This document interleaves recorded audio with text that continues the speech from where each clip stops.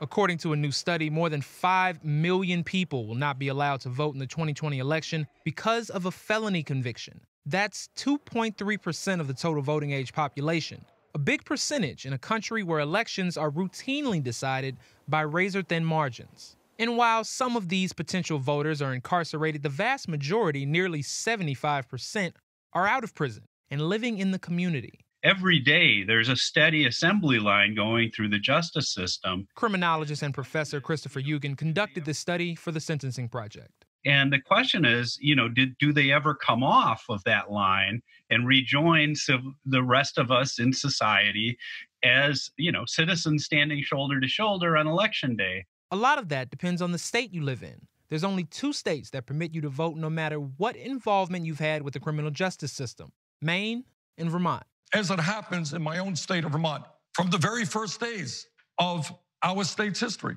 what our Constitution says is that everybody can vote. That is true. So people in jail can vote.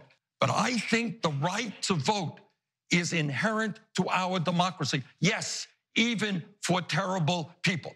But for states like Alabama, Mississippi, and Tennessee, more than 8% of the state's population can't vote because of their criminal record. Florida was one of the last 2 states in the country that banned former felons from voting for life before passing a major referendum in 2018 to change that. Amendment 4 gave 1.4 million former felons the right to vote. But shortly after the law passed, Republican lawmakers added a restriction, forcing voters to pay any outstanding fines, fees, or restitution before they could cast their ballot. There's a lot of people, a lot of returning citizens in Florida that are now being forced to choose between putting food on their kids' plate or voting, right? Being forced to choose between paying rent or their mortgage or voting, or their light bill or voting, right? And we believe that access to the ballot box should be unencumbered and free. According to the Sentencing Project, this new law will keep more than 900,000 Floridians from voting this November.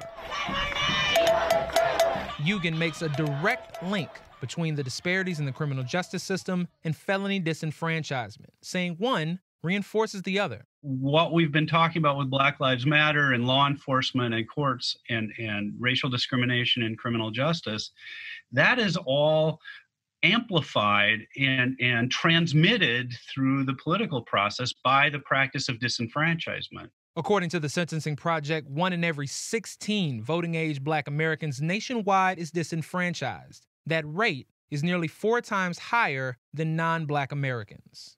Jamal Andrus, Newsy, Chicago.